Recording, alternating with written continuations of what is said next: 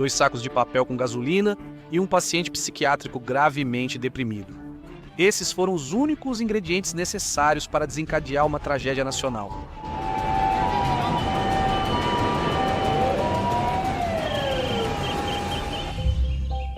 Numa manhã fria em Osaka, gritos de socorro ecoavam. Chamas e fumaça consumiam o 4º andar de um prédio estreito. No caos, um homem surgiu entre os espectadores aflitos. "Por favor, meu filho é o dono da clínica." "Onde está meu filho?" O incêndio soa suspeito e o público logo cobra respostas. Mas a verdade era muito pior do que qualquer um poderia imaginar. Acabou sendo um plano cuidadosamente elaborado para tirar o maior número possível de vidas. Mesmo assim, os sinais de alerta surgiram por décadas, vindos de um vovô amigável que acabou caindo na solidão e no desespero. O Japão é conhecido por sua ética de trabalho e funcionários dedicados. Mas isso custa caro aos funcionários exaustos. Muitos enfrentam estresse, esgotamento e até mortes devido ao excesso de trabalho. Uma instituição a qual as pessoas recorreram para buscar ajuda foi a Clínica Nishio Meda para a Mente e o Corpo. Gerida pelo Dr. Nishizawa, a clínica psiquiátrica atendia pacientes com depressão, ansiedade e distúrbios do sono. Entre seus pacientes estava um homem chamado Morio Tanimoto. Em 2021, ele já fazia terapia há vários anos enquanto tentava reconstruir sua vida. Por fora, ele era um homem amigável e querido pela equipe, mas na realidade, lutava com demônios internos que o levavam a pensamentos sádicos. Isso talvez fosse comum entre pacientes da clínica, mas em Morio, seu declínio mental causou uma sede de vingança imprevisível. E o mais inesperado é que seus começos estavam longe da história comum de um assassino em massa. Morio nasceu em uma família de operários do aço e metal. Eles tinham uma fábrica em Osaka, e na infância ele sonhava em gerenciá-la um dia. Quando chegou aos 30 anos, ele já havia dedicado os últimos 10 anos ao negócio. Era casado, tinha 2 filhos e esperava herdar a empresa. Por isso, quando seu pai morreu, foi um choque quando a fábrica passou para seu irmão em vez dele. Sentindo-se rejeitado e traído, Morio desenvolveu um profundo ressentimento. 10 anos depois, Morio ainda buscava emprego. Ele voltou ao que sabia fazer e conseguiu emprego em uma fábrica de metal. Os donos diziam que ele era discreto e uma boa pessoa, mas Morio tendia a se isolar. Nunca soube que ele tivesse amigos ou conhecidos. Ele não se relacionava com colegas fora do trabalho. Ele também não sabia lidar com críticas e ficava irritado se os gerentes apontassem algum erro no trabalho dele. E o destino estava prestes a dar um novo golpe com graves consequências para sua saúde mental. O casamento de Morio estava se deteriorando, mas a família era sua única fonte de interação social. Então, quando ele se divorciou e sua família deixou a casa, isso desencadeou uma espiral descendente da qual ele não conseguiu se recuperar. Após vários anos à deriva sem propósito, ele desapareceu. Após gastar suas economias, Morio preferiu reconquistar a família a buscar trabalho, mas foi rejeitado pela ex-esposa. "Você está se afundando. Eu não posso ficar com você." O ato final destruiu Morio. No ano seguinte, ele apostou todo o aluguel da casa herdada de seu pai, seu único meio de renda. Então, um dia, seu filho mais velho lhe fez um convite surpresa para jantar com a família. Ninguém da família sabia o que Morio realmente planejava. Então, quando ele apareceu na porta da frente, estava com uma expressão estranha no rosto e uma bolsa cheia de facas de cozinha. Sem saber do perigo, a família jantou e riu de velhas lembranças, então Morio não conseguiu levar adiante seu plano. Mas quando o sol nasceu, algo quebrou dentro de Morio. De repente, ele puxou uma faca de cozinha da bolsa e brutalmente mirou na cabeça do filho. Felizmente, o filho conseguiu se defender até a polícia chegar e encontrar os 2 cobertos de sangue. Os tribunais acreditaram que Morio podia se reabilitar ao criar novos vínculos. Por isso, recebeu só 4 anos de sentença devido ao seu estado mental debilitado. Será que ele percebeu seu erro? Ou já havia mergulhado tanto na insanidade que justificava suas ações? De qualquer forma, Morio entrou em 2017 sem progresso em nenhum aspecto, mas foi por volta dessa época que ele começou a frequentar a clínica Nishio Meda. No início, Morio foi lá porque estava letárgico e tinha insônia. No entanto, ele voltou à clínica mais de 100 vezes nos anos seguintes. Uma pessoa comum poderia pensar nessas visitas como um passo positivo em busca de paz, mas os únicos relacionamentos que ele tinha eram com as pessoas da clínica. E com um contato social tão limitado, ele desenvolveu um apego emocional pouco saudável a eles. É até possível que ele dependesse das consultas para manter sua sanidade. Após 4 anos de terapia, Mório continuava na mesma situação do início do tratamento. Ele não achava emprego, estava alienado da sociedade e sua situação financeira era insustentável. De acordo com os registros, ele não tinha mais nenhuma economia e não recebia um salário fixo desde que trabalhou na fábrica de metal. Como se isso não bastasse, para abalar sua condição mental frágil, seu estresse e ansiedade pioraram quando a pandemia global começou, aumentando seu isolamento. Sem saída para a pobreza e solidão, seus pensamentos foram para um lugar sombrio.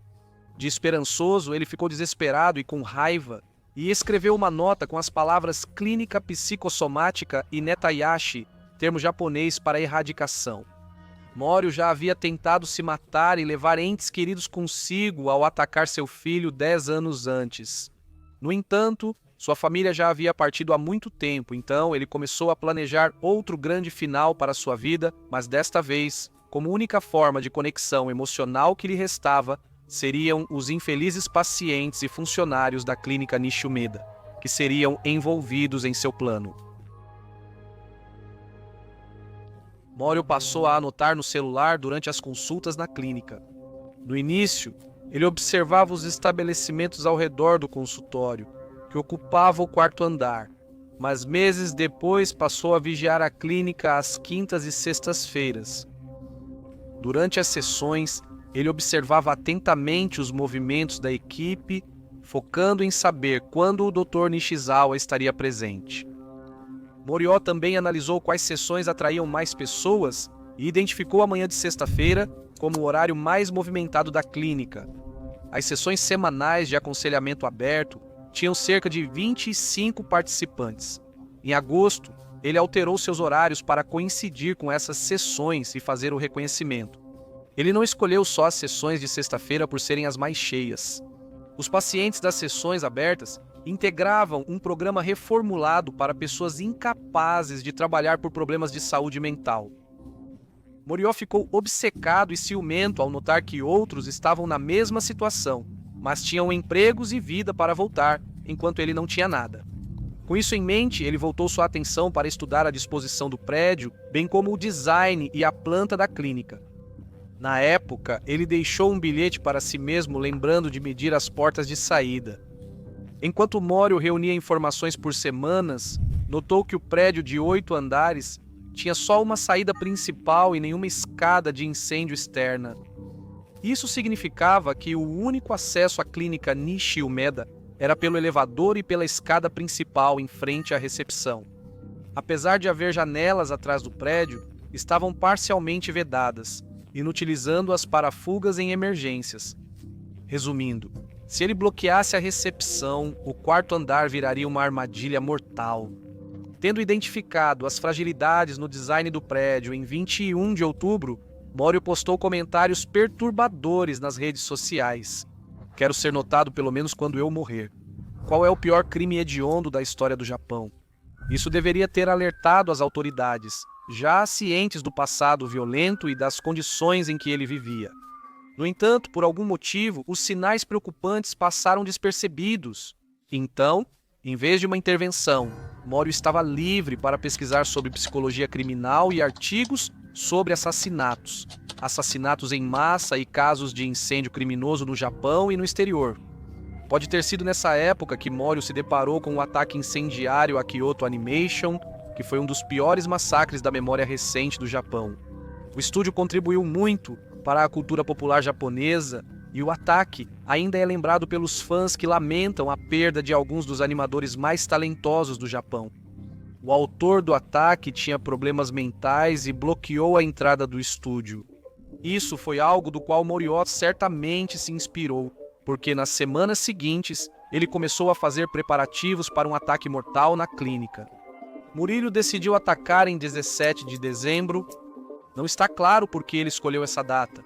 mas sem dinheiro ou renda fixa, ele pode ter acreditado que estava sem tempo.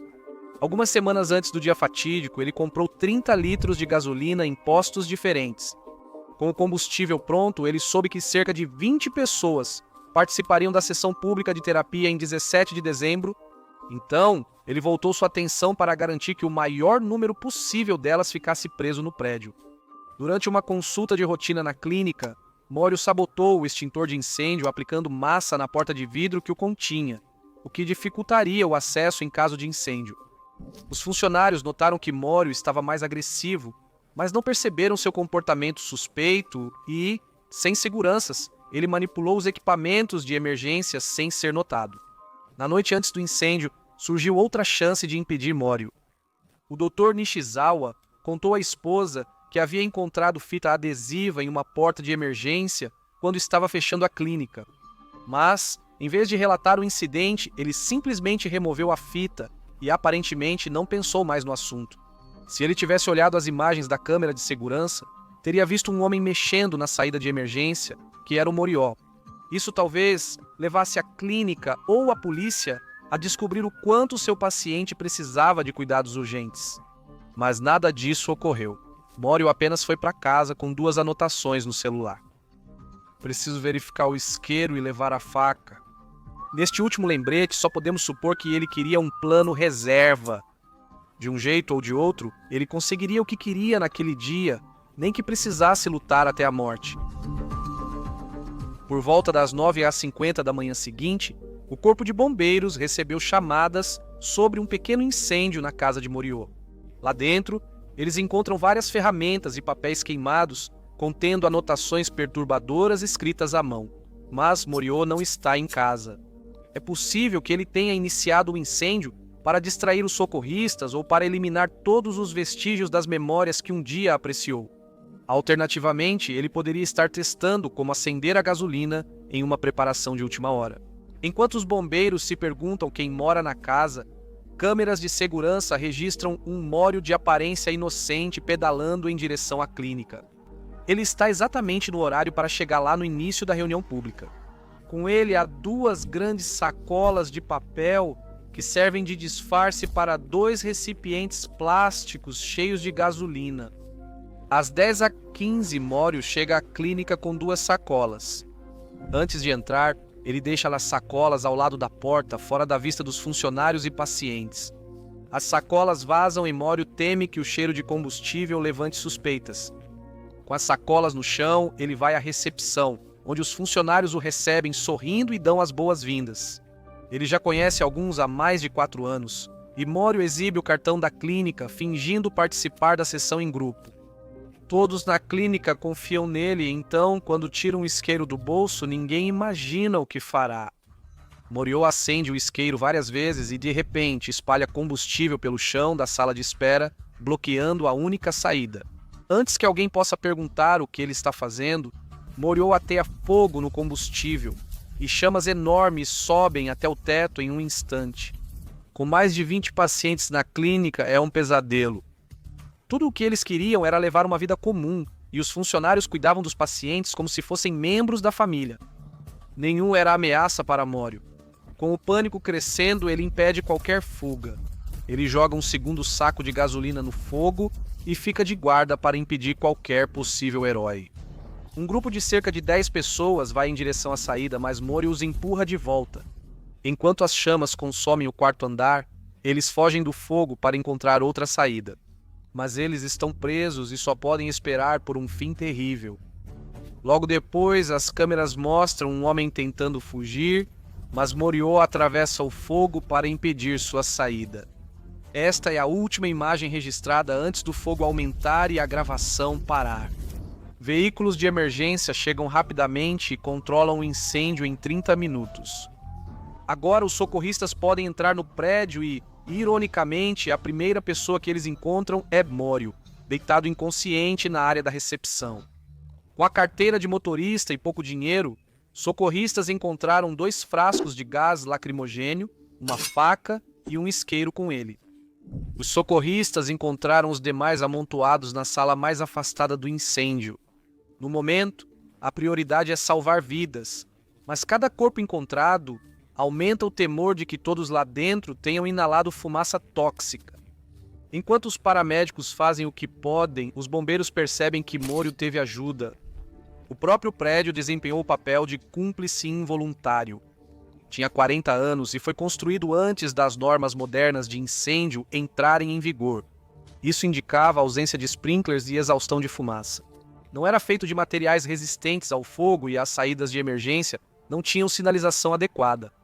Esses fatores causaram um incêndio intenso que encheu a clínica de monóxido de carbono, elevando rapidamente a temperatura e sufocando quem ficou preso. Devido às ações de Morio e à falta de proteção adequada contra incêndios, 26 pessoas perderam a vida. Todos do quarto andar morreram, menos Morio. Ele foi levado ao hospital em estado crítico, mas as autoridades sabiam que ele causou o incêndio pelos itens encontrados com ele. Divulgaram a identidade de Morio antes de saber se ele se recuperaria dos danos cerebrais, pois o público exigia respostas. É seguro dizer que, quando descobriram que Morio era o responsável, era difícil acreditar que um vovô amigável havia decidido assassinar um grupo de terapeutas profissionais cujo trabalho ajudou muita gente na cidade. Infelizmente, para as famílias das vítimas, Morio nunca foi julgado. Ele morreu em 30 de dezembro de 2021, sem recobrar a consciência no hospital, vítima de intoxicação por monóxido de carbono. O incêndio reacendeu debates sobre atitudes em relação à saúde mental no Japão. Alguns simpatizaram com Morio por ter sido rejeitado pela sociedade, enquanto outros expressaram raiva por sua covardia e egoísmo e ressentimento pelo fato de ele ter morrido antes de explicar suas ações.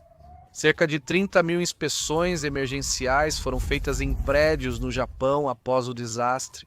Mas, com os altos custos de reforma, não está claro quantos tiveram sua segurança melhorada nos anos seguintes.